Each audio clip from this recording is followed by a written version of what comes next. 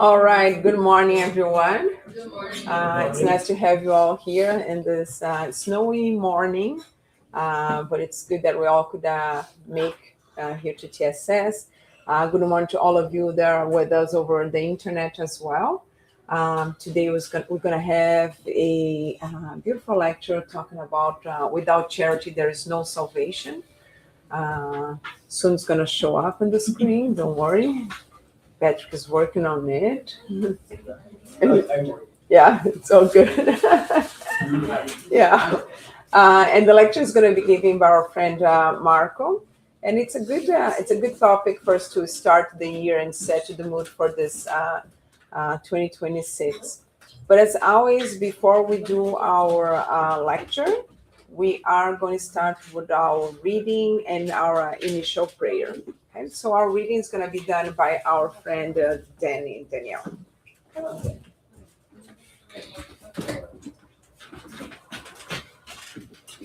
Good morning, everyone. Good morning. Oh, is there something I have to worry about? No, you can just read. Just wait to the I thought I had to wait for something. Sorry. Silly me. Okay. I'm going to start the reading of Happy Life. Examine how much time you devote each day to your spiritual life. You work, get distressed, and amuse yourself. To eat, sleep, and you dedicate a few minutes to the incarnated spirit. In a rapid prayer, a little reading, or you hear a talk, but at times you do none of these things. Man is only the body and the mind. Above all, he is a spiritual being who directs the body and mind, implements and demands spiritual attention to carry out the tasks that fall to him. The body needs to care to live, but so does the soul.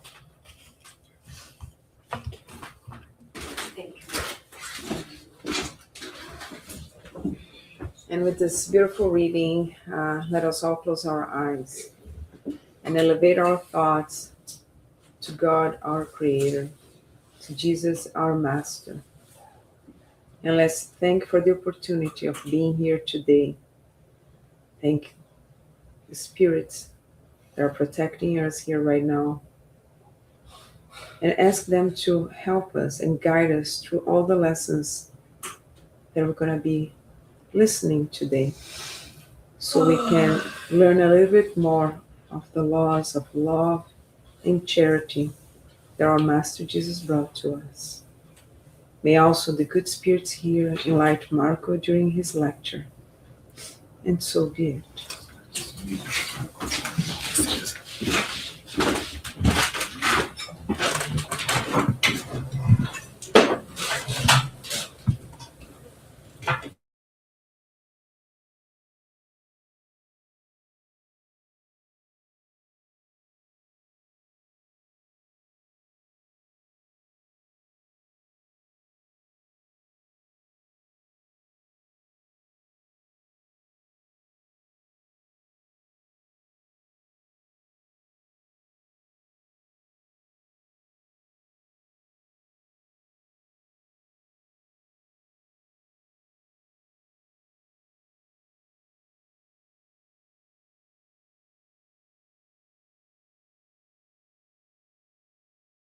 But we have time to, make this happen. Okay. All right. So thank you everyone for coming. In this snowstorm, orange warning, kind of cold day. It's amazing to see all of you guys here. Some of our faces that we see all the time. Some faces that we're seeing again after a long time. Right. It's so nice to welcome you guys again. Um, and today, because we're starting the new year, new calendar year, we decided to choose a few topics that are almost like our basic principles of what we study and what we do, right? And because of that, Teresa and I, when we're setting out some topics, we decided, you know what, let's talk about things that are really essential, right? Nothing fancy, nothing complicated, just like literally basics, okay? And today we're going to be talking about basically chapter 15 of the Gospel according to Spiritism, which is without charity, there's no salvation. That's right. And in this chapter, in the Gospel according to Spiritism, there's a combination of different. There's a combination of different passages that are analyzed by the spirits and commented by Allan Kardec, which basically brings the whole essence of what Spiritism is, right? Which is the concept of charity, right? So in the beginning, we start with a very known passage, right? And it starts like this. I'm just going to read straight from the Gospel. We're going to analyze that, right? But having found, and this is by Matthew, okay? But having found out that he had put the Sadducees to silence, the Pharisees got together, and one of them, who was a doctor of the law, came, asked this question of him in order to test him. So he was like testing, right? The Master Jesus, right? Master, what is the greatest commandment of the law? Jesus replied, you shall love the Lord your God with all your heart, with all your soul, and with all your mind. That is the greatest and first commandment. And there's a second, which is similar to that one. You shall love your neighbor as yourself. And then he ends by saying that all the law and the prophets are contained in these two commandments. So if you are to pick something that summarizes pretty much everything we do, that's exactly what Jesus brings to us and said all the law and the prophets together. Like literally, he's saying to us that everything you know about, the Gospels and understanding of the teachings of my teaching, the teachings of God through me, to Jesus, are contained in these two commandments. This is an interesting way of presenting this because that is something we do quite often nowadays with complex topics, right? Anytime we have something that is, something that's very complicated, we try to break it down from very simple steps, right? And we try to create summaries, and now we use AI for that, right? It's kind of interesting. So now you can have AI on your Zoom meetings, right? It will create a summary and agenda, like everything, and then just send it all back into your calendar, and and everything's done, right? It's incredible, right? And we're gonna move to do more and more of that to a point that a lot of tests that we spend a lot of time trying to word it are gonna be done automatically, right? This is kind of a similar idea, because obviously the doctor of the law, going back in time now, is someone who had this training or position, right? As a well-studied, well-resourced person, right? Who had the ability of interpret the law kind of above everyone else. It was almost a reference point, right? So this is a doctor of the law. This is the person who studied, and knows about this, right?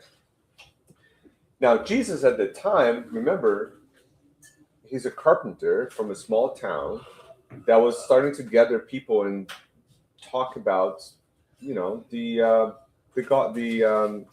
Old Testament, right? Talk about the commandments and the prophets. So of course, spirituality is working hard, and the incarnate spirits too. So all working together in a mediumistic environment. Okay, there you go. So when the doctor of the law approaches him, it's not in a way that the doctor of the law wants to learn. Quite the opposite. This is exactly the same scenario. Oh, there you go. See? It's exactly the same scenario. I think we're in the next slide after that. Okay. Where someone wants to test another person, right? Someone who knows a lot, wants to ask a question in a way to put the other person down, not to actually learn or to do anything. But as you can see in the entirety of the Gospels, every time that happened, Jesus would use his incredible wisdom, right, to answer in a way that he's polite, he's well understood, he summarizes complex information into very simple steps, and then any person in that room, whether it's a well-known gentleman that knows all the law, to the person who's there which knows nothing about the law, all of them got the information in an accurate way. And this is a lot of, us like professors, right, do, people that are studying, doctors do too when they're trying to deliver information, right? We do it all the time when we're working in information services and all that kind of, like, we always try, we're a manager position, whatever we're doing, we're always trying to deliver information effectively, right, in a way that's comprehensible and it's widely accessed to everyone and everyone can understand. And you have to do it in not in a power position, but also in a kind and equal footprint, right? So this is exactly what he's done. So he condensed all the information in two things, right? So he's almost saying that, dear doctor of the law, I know you know a lot, but let me make this thing very straightforward to you. You have to love God. In other words, the laws of God, which we're going to talk about in a minute, right? And love your neighbor as yourself. Because into that component of the 2 points he brought up is all the idea of love and charity, and everything goes into that bin, right? So it makes it very simple, right? But I know it's very simple for us to say that, but it's kind of complicated to implement that. It's almost like you have a project which looks beautiful, but now you're going to implement it, right? That's when you actually find the quirks behind your original idea, right? And then you have to work hard to make it happen. Like, everyone implementing projects know what I'm talking about. It's not as, the original meeting sounds very more exciting than the implementation meetings, right? So it's, we can go to the next slide. Okay. But I also like Paul, right? Oh. And the letter of Paul to the Corinthians, right? Then remember Paul, the guy that transformed himself? Who's Corinthians? Yes, he wrote a letter to them. We'll Who's talk the about it. Corinthians? This is what he's going to say. Charity is patient. Wait a second. So now we're talking, so we came from Jesus splitting it down like in two bins, let's put it this way, that you have to follow through. And now Paul gives this extra information on one of those bins. He's saying that charity is patient. In other words, the act of love, which is the concept of charity, requires you to be patient, kind, benevolent, right? So the way you do it, the way you implement it, makes a difference. That's what Paul said, right? Charity is not envious. It's not rash. It's not hurried, right? Charity is not like, okay, let's get this done and done. I don't care. Like, let's move it on. No, that's not all of that, right? It's not like I'm gonna do it because someone else is doing it. Like, no, we'll do it kindly, patient, in a benevolent way, right? It's not full of pride, right? It's not scornful. It does not look after its own interests. And the more you read this, you can read this probably 100 times, and you can kind of get the sense of what's going through Paul's mind at that time, right? Because what he's trying to say to the Corinthians is that what God really told us and Jesus explained to us in such a perfect way is that we have to change ourselves in a constant, continuous way to achieve what this true charity and love is, right? In other words, being more patient every day. And he's a great example, right? He is this gentleman and was an all-powerful, all-knowledge person within the hierarchy of the church at that time, the Jewish faith at that time, and the temple, and becomes like a tent maker, right? Living in the desert, out of his own work, and in a very difficult scenario. So he is the example of that. He's like exemplifying what he's saying in this letter, right? Don't worry, be kind, benevolent, and move on every day, moving a little bit towards that end goal, right? So charity does not take offense or become upset by anything. This is so powerful. Because sometimes we're saying, you know what, I have an idea, right? And I'm going to do something really, really good. And then you go do it. And then you realize that, some people don't see that the same way, right? Or, the society doesn't give you the rewards you want. Or people are not going to say, wow, you're so good. People are going to say, yeah. And then you become offended. It's like, well, wait a minute. I'm doing so much. Why is God treating me like this? We do this all the time. Right? So that's exactly what Paul is getting to us. He said, it does not take offense. So it does not matter anything else. What matters is that action of benevolence and charity. Have you done your part? So awesome. That's good. Right? Take it. Don't worry. Don't worry about anything. Oh, but I've done all that and the person threw it away. I'm offended by it. No. Why? Right? We've done our part. Right? Charity does not suspect evil. Right? In other words, charity is not in any way to be used or masqueraded like for purposes that are not necessarily strictly good or charitable or good or charitable, right?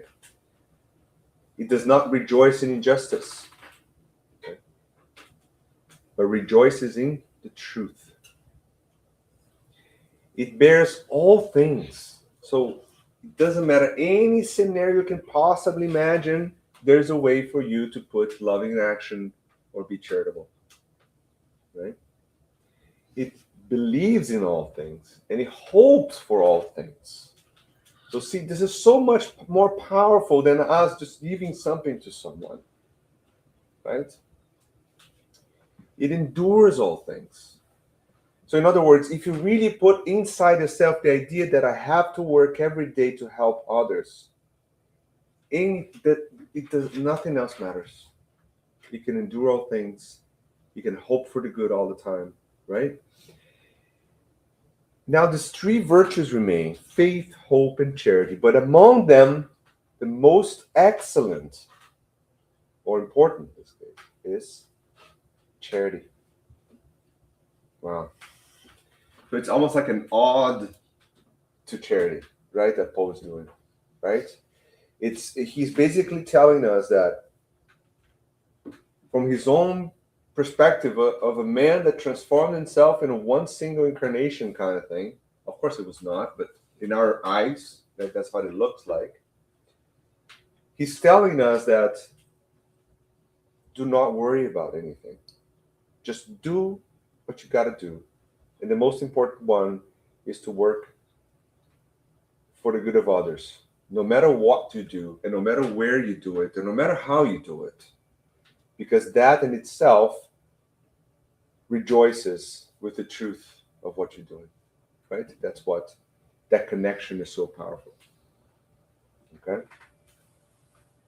Now, Paul is an interesting character. We all know that, right? And we can read a lot and study a lot about Paul. But the concept of this letter that he's writing to the Corinthians, which is the early churches that he's working on and he's helping develop throughout the region, right? So he's trying to infuse some of that energy into this early churches, right? We didn't call those churches at the time. Those are basically communities of people getting together just like this and trying to study and review things and get things done. And it's a really like a grassroots type of movement, right? At that time, all these terms that we use today of Christianity and this and church, they didn't really exist for these people, right? There's a literally group of people that got together that believed in the same thing.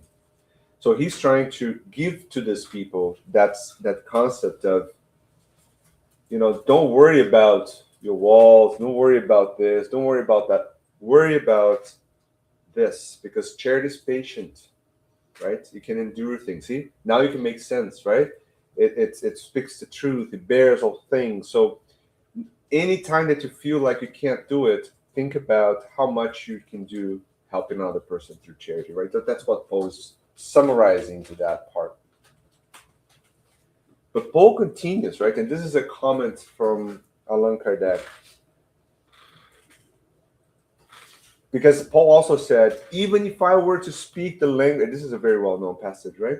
Even if I were to speak the languages of the angels themselves, if I were to have the gift of prophecy and grasp all mysteries, if I had all the faith possible to the point of moving mountains, but did not have charity, I would be nothing. I cannot find a most powerful concept, explanation, and understanding of charity than Paul brings to us in this, right? Because Paul cannot be more clear. Just like Jesus was super clear, separating at the time that, listen, doctor of the law, here's the thing, there's two things you have to worry about, right?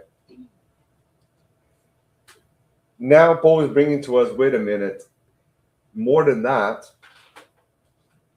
even if you think you're so good at anything, like you're like perfect, you understand everything, but you're not actually doing that for others, in the goal of like improving humanity, in the goal of like making sure that all spirits are going to be perfect one day.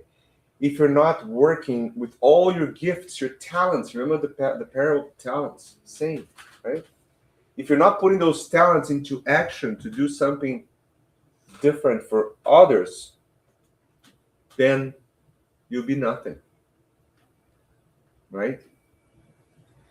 If all we're doing with all the gifts, and that's what Paul's saying, remember that time was around the time that all the disciples are going places and speaking tongues. I remember the spirituality is allowing them to say things in different languages and explain things in different ways. This mediumistic phenomena happen all the time. This is a really, really powerful and an active moment in early Christianity, right? But he's saying that if you're not doing that with charity, in other words, the act of love towards your neighbors, then you'll be nothing. You'll be just another person with empty words. But then you could probably think, wait a second, but this is the past. This happened like 2,000 years ago. And I'm like, no. This is where we disconnect what Paul is telling us to what we are right now. And it's very easy to figure that out. So how many people with the gifts that are absolutely incredible, right? The gifts of oratory, of knowledge, right? Of creativity, right? In engineering and all those things.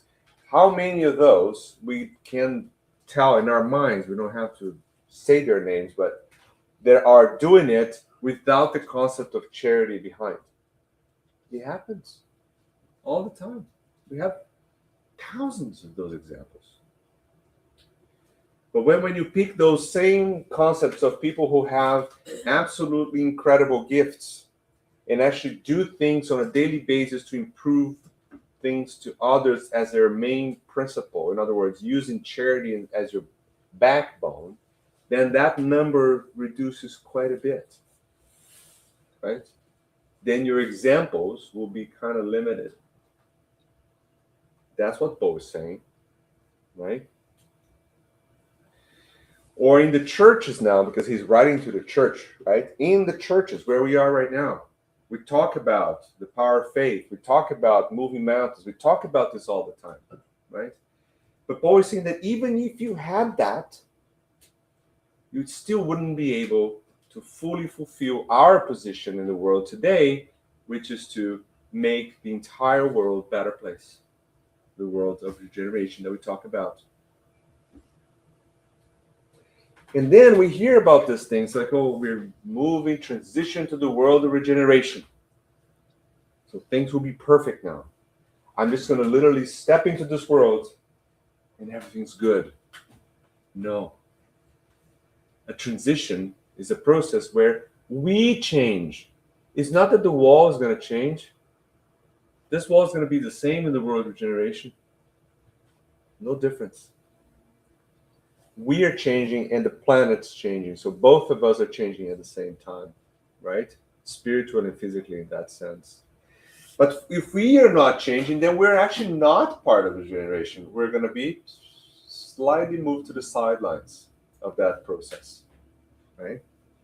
So for those who are still waiting for a generation to come so I can feel a lot better in this world, sorry to say, it's already started.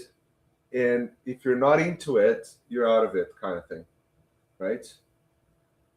In other words, this is the time that we're being called to change, to move, to be better, to work hard every day.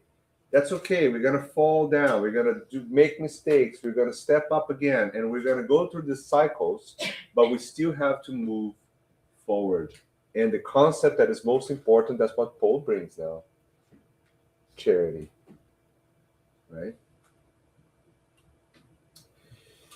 So, and then Allan continues, and hence, without any doubt, Paul places charity above faith itself, because charity is within everyone's reach. Why is this so important? How many people you know that have tremendous faith, tremendous, but no action? How many people? I know a lot. Who could be every day somewhere, religious institution, pray a million times, do all sorts of things, but presents an empty box of treasures. You know, there's nothing in there to show. It happens all the time. And it's not in other churches. It's actually right here in Spiritism. Because that's another thing, right? For some reason that I still don't understand, people that start to study Spiritism automatically believe that they're really superhumans, right? It's like, I know a lot. I'm so good now. Oof, I know like mediumship, you know? And then you're like, okay, so what have you done? Like, nah, you know, nothing, right? But I know it. It's cool, you know? Yeah. Objects can show up. It's like, I'm some sort of divine entity, right? So it's not pointing to others. We should look in ourselves, right? So how many great spiritists out there that we actually follow their lectures all the time, but you find a disconnect between action and words. It happens. It happens, right? And how many spirits out there that you have no idea because they're not giving lectures online, but they show a lot of things on the charity side. How many? Cool. Everybody has gifts, right? You should use them like Paul said, right? And I kind of put myself in there because, you know, I'm also, every day I'm thinking like, what else? What should I, like, I'm always questioning myself. Like, yes, I can do things, but let's get it done and let's do things that help us. Like, I can't. It's almost like every day I'm going through this process, right? Of like, what else can we do, right? And then he continues, right? The ignorant and the learned, the rich and the poor, because it is independent of any particular belief system. So charity can happen. Someone can say, oh, I don't believe in God at all. I'm an atheist. Okay? But I help everyone in my community. Hello? That's fine, right? Isn't that the practice of what God exactly tells us to do? So it doesn't matter if they say they believe it or not. They're actually doing exactly what they're supposed to do. Fantastic. One day they'll learn about it. It's fine. Everybody has its own time, right? That's a lot better than the ones that kneel down and pray every single day. I don't care about anyone else. That's what Paul's telling us. See? It's the practice that counts, right? And he continued. He does even more. Paul, even more. He defines true charity. He shows that it is not only displayed in beneficence, but in the gathering of all qualities of the heart, in goodness and benevolence towards one's neighbor. So, benevolence to others. Right? But now, we live in a world now it's a little bit slightly complicated in a lot of topics, right? One, for example, is like all this idea of this political social movements that more and more try to uh, isolate certain populations and people and countries in different ways than others, and sees the world as this almost like a binary system that if you're not like me, you're no good, right? This is a concept that has been in humanity since it started, right? If you're not in my tribe, I can kill you, kind of thing, you know. So that same spirit, it's still incarnated today, and now he's doing that with other people, like people that look different, people that immigrate, people that, you know, they still do that, right? Is it like what happened yesterday? Yes, I'm gonna get to, oh, you're so good, you read my mind. Okay, so, and for example, yesterday we had another horrendous example of that, right? When through, you know, our neighbors down south, right, and through this political social movement that developed out of that concept, right, mistreating other people, right, because of any reasons you can find, right, either race or faith or political beliefs, like whatever you choose on that arsenal of words that they use, right? Someone's going to eventually suffer from that or lose their life because of that, right? And it's difficult because yesterday I was with the kids at home, and this is a great example kind of to illustrate that. So, like, I pick up my phone in the morning while I have fun, I read the news. What happened to me? My mental vibration goes like deflated, right? It happens. Can't control it. Like, the mind's like, oh my God, I can't do that. So I start to feel really, really down, like almost like sick, right? Of like connected to that energy. And then I realize, they remember that, right? Then I realized that, you know, you can't do that, right? So I bring the kids into the room. It's like, kids, here's what happened today. That is really sad. Like about the, I explained everything, right, Daniel? And I said, here, we can't go there and change anything, but we can do one thing. We're going to pray for these people, right? But we're not praying only for the guy that discarnated, because I'm sure there's like a battalion of spirits helping that guy. I'm sure there's going to be support for him and his family. But I'm going to pray for them, of course, anyways, because he's a victim. They're suffering. We need to help them. But I'm also going to pray for all the people who are involved in that act. That's the hard thing to do. But you see, because I'm praying for them now to say, you know, maybe something can go there and infuse some good ideas in their minds and make this change. Because we need that to happen. Because if you go into the idea of judging, like I project negative thoughts there and good thoughts here, listen, you're not moving anywhere. That's what Paul's telling us. See, Paul tells that. See, charity is now going to read again. You got to understand. See, charity is patient, kind, and benevolent, not envious, not rash, not hurried. It's not full of pride. See, it's not scornful.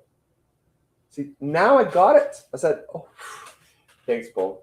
Now I get it, right? Because I myself was like, yeah, of course charity is all this. Like, what are you, Paul? Like, what are you talking about? Charity is great, right? But then when I was put in the scenarios, like I'm presented with this, I connected to the negative side of the story, right? And I found myself sending darts to whoever's involved in this thing and getting connected in this super loaded cycle of negative energy, right? I realized the way to break it is exactly what Paul wrote.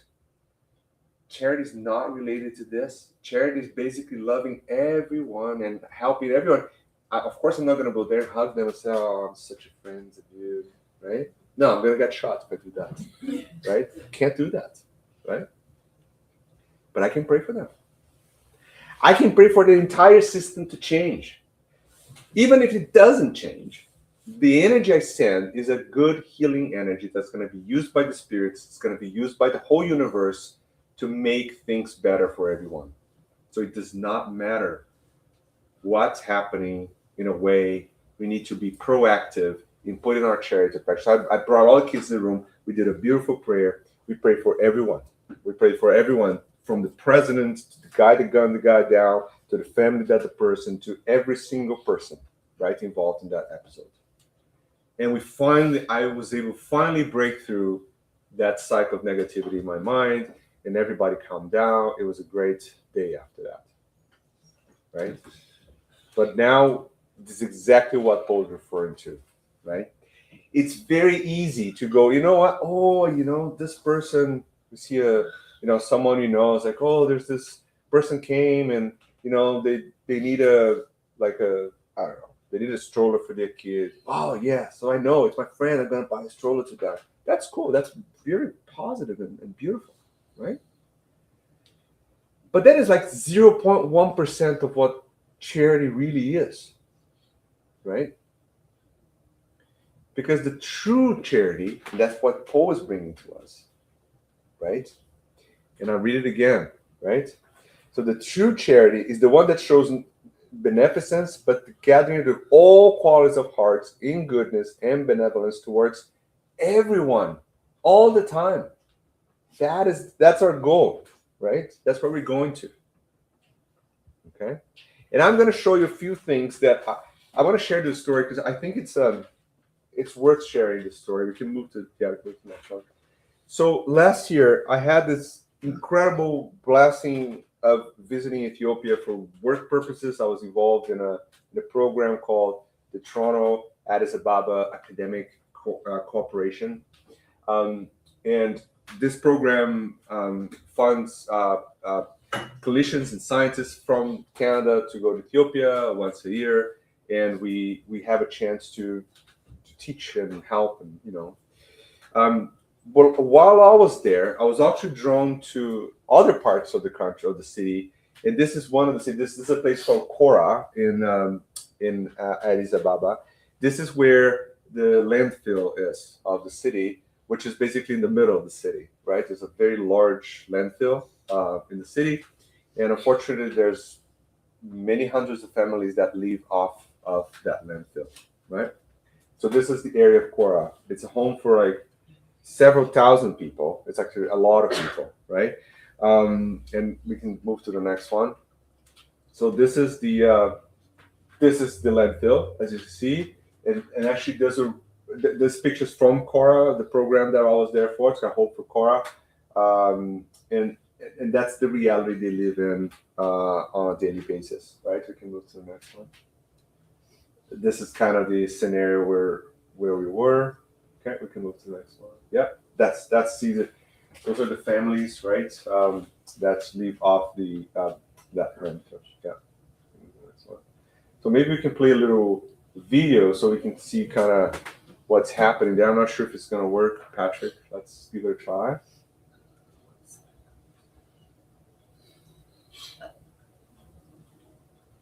Well, anyways, while we're loading the video, so the reason why I wanted to bring this is that obviously this is the obvious charity, I call, right? This is like the ones that we can see, we can connect to. We feel that we got to do something, right? And I know many of us is involved in projects like that. Teresa is involved also, right? Fertility Without Borders, right? And the Garden Butterflies, and many other of us involved too. But it's just to show you one example of, things we can do, like we can put in action, right, to help out. So basically, when I was invited to this academic collaboration, I also said, you know what, I gotta see what's happening here, right? Because the academic collaboration is different, right? So I'm in the classroom basically teaching people, right? So I stepped out and connected to this charity called Hope for Kora, and I went to their headquarters. Those are the pictures you saw there. And then when I got there, I realized that they don't have dental care, for example, right, for the kids. They provide breakfast, food for thousands of kids. They have after-school programs. They have daycare. They have economic programs. They teach people how to work and get money for the families themselves, right? So there's a cycle they go through. That's okay. We'll go to the next. Just go to the next image. That's fine. Yeah. We can move to the next. That's just the highlights of what they've done. These are all the kids that they support with numerous programs, from housing to feeding to education to work development. And basically, when the family goes through all the cycle, the families basically are self-sufficient. They can actually take care of themselves, and they're not leaving out of the garbage again, right? So that's the goal of the program, and they've been very, very successful doing that. So when I got there, we can move to the next one. We realized that we can move to the next. Yeah. Okay, yeah. So this is now from my pictures when I got there. So that's the same place we were. I showed the pictures before, right? So I'm taking the picture from the headquarters of the program. So basically, they're literally across the street, right, from the garbage dump. But they actually, this whole infrastructure is funded by Hope of Cora. And when I got there, I was so shocked and I was so connected to it. Like, what can I do, right? I said, maybe I can provide some dental screenings to all these kids, right? So I got with my colleagues there with me. I had 2 students, another staff with me, Joel Rosenblum, great guy, great dentist, and myself. We got there, the 4 of us, plus another dentist that was visiting from another country, from UK. She was there too at the same time. I presented the idea to them, like, can we go and do something? They're like, of course, right away. So it's really cool. So I brought over 200 kits of toothbrush, toothpaste, and dental stuff to every kid. So I brought in my bag from Canada. And that's what happened there during the day. See all the families lining up for the dental screenings, as you can see. We can move to the next one. And so there you go. So we're able to have little mini dental chairs, if you think that way. It's like little plastic chairs, but we had our lights on, we had our kits, we brought the gloves, we brought everything. And we basically were able to screen 200 people on that day between the 5 of us.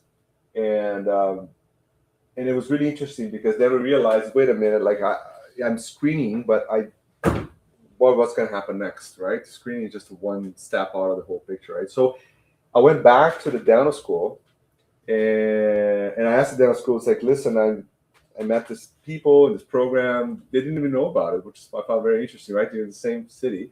I have, out of those 257 needed dental care urgently, right?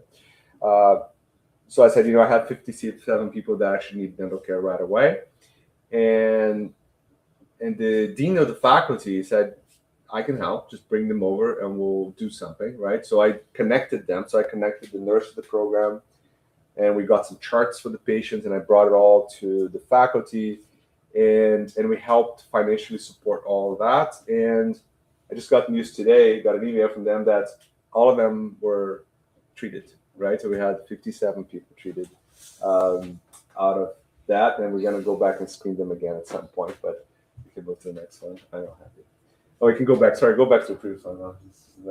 So now, but this is not enough, right? And we know that because remember, charity is not, the material charity is one part of it, right? But there's this long-lasting effects of that circle of goodness, right? That have to continue. So now Daniel comes into the picture, right? Because one day his school has a project where the kids get together and they have to create a project that's going to be funded by the school, $500, right? Right, Daniel, 500? 500. Right? So do you want to present that? Do you want to talk about it? Yeah. Sure. Yeah. Okay, so the project of my school is that we have to make a pitch to the judges to present our topic. So mine is education, and I decided for the $500, I was gonna buy pencil cases and kits for everyone to have education. So I'm gonna right? Cora. Yeah. I'm gonna help around 30 kids that need help with education. There you go. For them to have a chance. Great job, yes. Sorry. But not only that, now he connected to 6 other kids in school, right, Dana? And now the kids are also learning about this, so they're kind of moving forward, right, in that action, right? And And we're planning now to have this big trip at some point, not this year, maybe next year, that we're going to go back to core and then implement all those things and engage the kids and kind of move things forward. But that was not enough. I was like, let's do something else, right? So I was able now to secure an ongoing connection relationship between Cora and the Faculty of Dentistry at Addis Ababa, right? So they're going to have ongoing dental care moving forward, right? And when I go back there next time, I already have other plans, right? Of how can we now engage the dental students from the community with community projects like this one, because they're all there, they're all doing things, but they're completely disconnected, right? All the services happening at the same time. So my next plan is to engage the services in an organized fashion. So the kids in the dental school will have extracurricular activities that are going to be engaging these communities, right?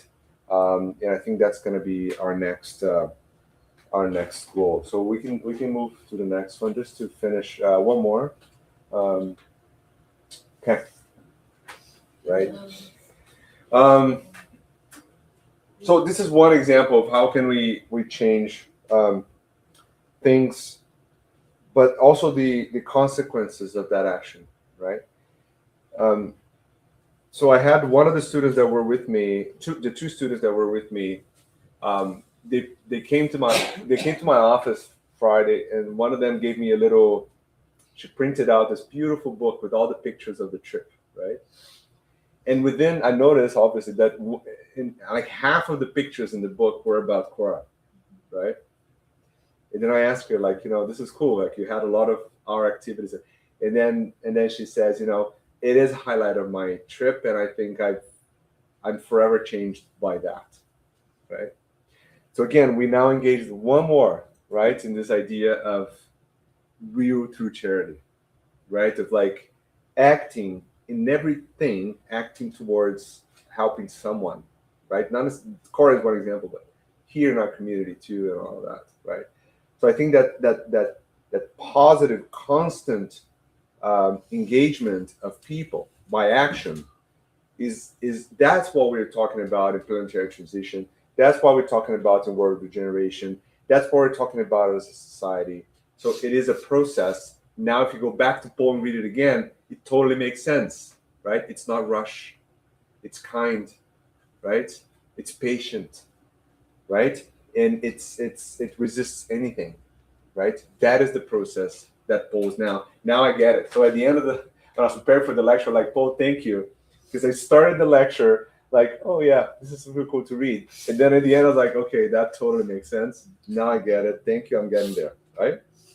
And just to finish now, in this little talk today, there's two things I want to talk about. So the idea of love, this again from the Gospel according to Spiritism. So Allan Kardec is going to say, in the deepest sense of the word, to love means being loyal, honest, conscientious, in order to do unto others what you want done unto you. So this is exactly the concept of action, of charity, right? So loving charity will be this in action, right? That's very almost interchangeable in that sense, right?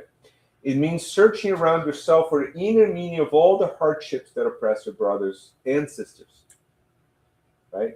So that you may bring them relief. So again, what's love? Exactly that. What can we do to help relieve a tiny little thing of another person, right? And you can find it yourselves in your day, in your work, in your family, in people you don't know, like anything. I was in the train station Friday. Actually, funny story.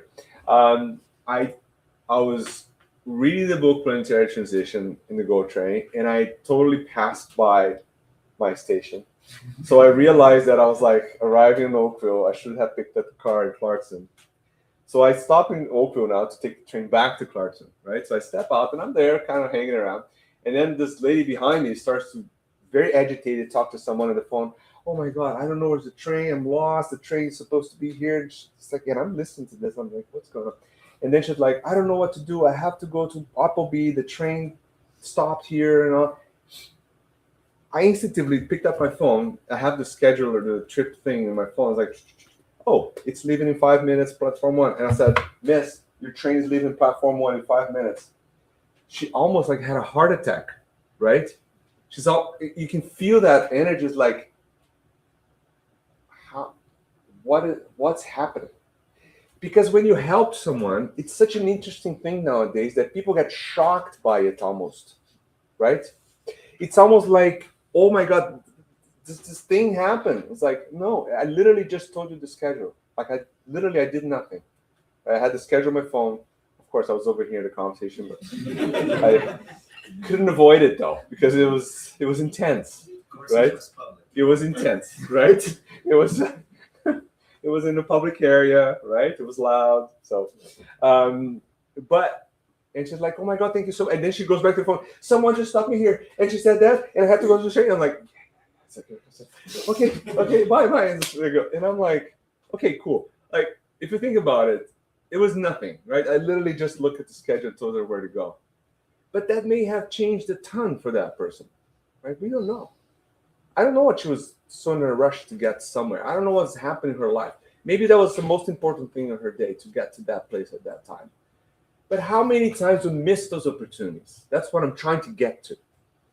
How many times we're like, right? We do it all the time, right? And I try, and I'm not saying that I do it all the time. No, I try. Sometimes I miss it, sometimes I ignore it, sometimes I do it. I'm totally hit and miss. I'm not there. Like I'm far away from what Paul's telling us here as possibly imagine, right?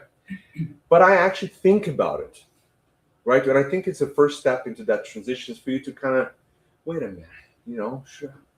Maybe that's what I'm called for. I don't know, right?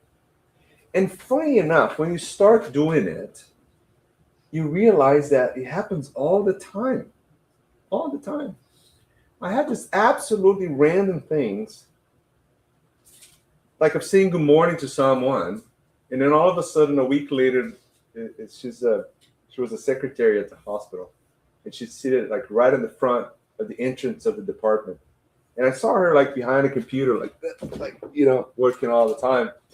And then one day, I actually, it's like, hey, good morning, how are you? And they say, oh my God, shock. Like the world just ended right there. I don't know. A week later, she actually came to my desk and said, you know what? Thank you for that day. Your good morning meant a lot to me. It was not a good day, right? Not random, right? Probably my mentor was like poking me in the back, hitting me, kicking me to say, you got to do this. You got to do this. And I'm like, I don't want to hear it. I don't want to hear it. I eventually did it, But you see, again, I may have helped someone in a way that I never thought possible. This is exactly this. So you can bring them relief, something, right? It means regarding the great human family as one's own, right? For you will meet this family in a certain time in more advanced worlds, and the spirits who compose it are, like yourselves, children of God, destined to go forever. And I can list a number of things here. Like one day I was walking outside very, very early in the morning. I saw my neighbor's dog running around. So I came home, picked up a leash, went there, put a leash on him, brought him over to her house. And that's the neighbor that we had some issues before. So another shock. I bring the dog in the front door. I can see her world like collapsing in front of her. Like, how is this possible? Right? What is happening? And she was so worried about, oh my God, what happened to him? Oh, I'm so sorry. I left the gate open. I'm like, listen, fine. Totally fine. I'm literally just bring your dog back. Fine. Right? But again, you don't know. Like these little things can make such an incredible difference. Daniel. Is that the Scottish Terrier? That's the terrier. Yeah, exactly. That's the terrier. Okay, we move to the next one. Okay. And just to finalize from the Spirit's book, the exact same concept that we just talked about. What is the true meaning of the word charity as Jesus understood it? The spirits are going to answer exactly like we heard before. Benevolence towards everyone. Right? Everyone. Indulgence towards the imperfections of others and forgiveness for offenses. Right? offenses. Okay, so that's what we had to talk about today. So thank you all very much, and I'm happy to have any questions, comments, anything online or here. Daniel, have any other questions? for? The puzzle piece, previous one, Yeah. because sometimes all this information is like puzzles. You have to bring them together and connect. So how do you connect? The concept of charity with the concept of love with actually doing it, right? That's what Spiritism brings to us, right? Multiple little pieces together. And Yeah. why do many people not do not do it when it's right in front of their face? That is a question I think we all should think about, because I think this is exactly what God's asking us. Yeah. It's very hard, right? But you know what? It's a good question, because if you question that yourself, right, you feel like, why am I not doing things that's right in front of me? I think you're going to be more likely to do it, because you think about it, right? I think that's the first step. Knowing that that's what you have to think about or do it. Okay, cool. Anyone else? No? More. Hey, hands.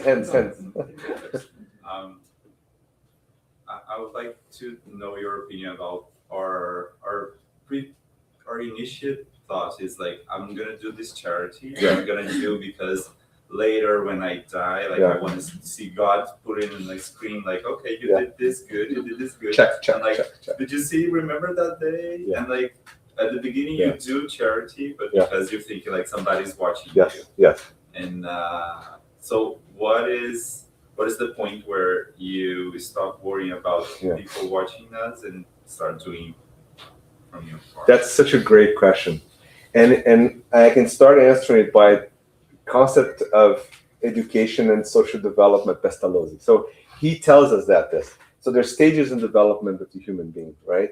So there's a stage that we have no knowledge rules, right? So basically everything comes from the outside.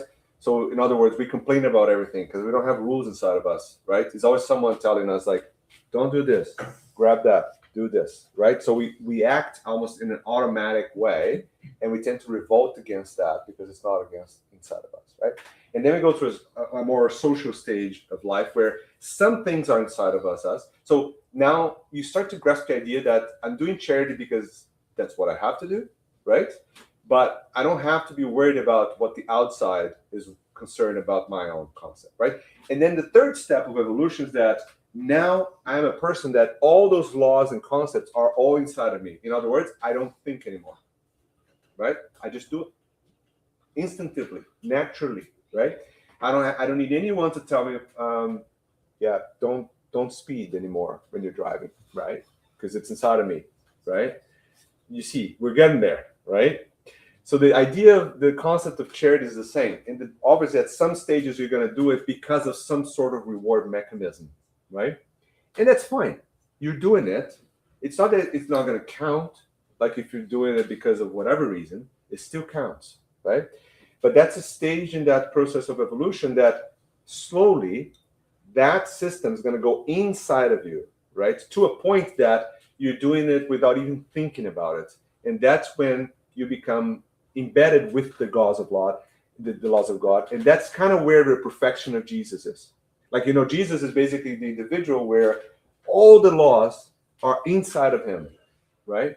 So if you think about that as a beacon of kind of where that represents, so he doesn't need to think or worry about anything, He's like, yeah, it's fine, natural, right? So we're kind of marching towards that, right? So it's perfectly fine for us still today to be like, oh, I got to do this because, I don't know, my boss is going to like it kind of thing. Yeah, I mean, you're still doing the right thing. Kudos, right? But you shouldn't worry too much about it because naturally, and if you think about it, right, that's going to be part of yourself to the point that you don't think about it anymore, right? And that's a normal process, right? It happens to everyone. Teresa has this. No, I think it's nice what you brought to us in terms of charity, because, and I like you brought both sides, because it's easy to see the direction charity, like when you did a choral, like we did at Fraternity Without Borders. But there's also the ones on the daily basis, and I'm someone who I try to do my best to hold doors to people, like to be aware what's happening inside of me. But there's many times that I pass by like, Oh, yes, I know. Yeah, I missed that one. Happens I all the missed that one. time. I kind of, and in some ways it's nice that when we realize that we missed, because at least we're, Yeah. I think we had some more. People don't even like walk down the street, don't even probably could drop dead and the people don't notice They and don't keep know. going, right? Yeah, exactly. At least I'm right noticing that some people dropping dead. And sometimes I stop to help or not. Yeah. But it's nice to see it because it is hard. And because people are like, oh, I cannot do anything. Because, oh, yeah, it's nice to go there, but I don't have the money to go there exactly. and help. I Yeah. don't have to, Yeah. right? We don't Yeah. have to. Yeah. And even forgiving someone is a charity, right? Huge. Anything. Yeah. So Huge. it's Yeah. that's why it's achievable to everybody. And you're talking about the sensation when you do something good to someone and you change their Yeah. it is huge. It's huge. But then it goes the other way around because you're telling the stories here, and I remember a friend of mine was driving, and a guy just came and cut him Cut her off, off. Yeah. and then he had to really brake to do not hit the guy. Yeah. And then just ahead, this guy cuts him off again, and he has to hit his brake again to do not. Yeah. Yeah. And then on the third time, well, he had a really old Beetle, like Fusca. Yeah, Like, yeah, so yeah. you know what? I don't care if my car gets smashed Mhm. because I'm not gonna hold this time. And then he didn't, and he hit the guy. Uh-huh. Okay. So when the guy comes out and goes, oh, and I'm sorry, I'm sorry, and he goes, sorry for cutting you off and everything, and he goes, which one? This one or the other two the that previous. you did behind? And the guy was genuinely like shocked. It's like, I am so sorry. If I actually cut you before, I didn't notice. Yeah. I'm having a bad day. I'm actually just going to the hospital right now because there's someone super sick. Yeah. And this guy didn't notice that he cut himself. And my friend felt horrible. I know. Horrible because Yeah. I could easily have just slammed my brakes and held I the car. avoided it. Yeah. But he couldn't forgive that moment. I know. The guy from just killing him that third time, right? Yeah. That's why Jesus made Yeah. how many times should Yeah. I? 7 times? Yeah, No, I 7 know. times 77. Yeah. So it goes the other way around when we miss those opportunities.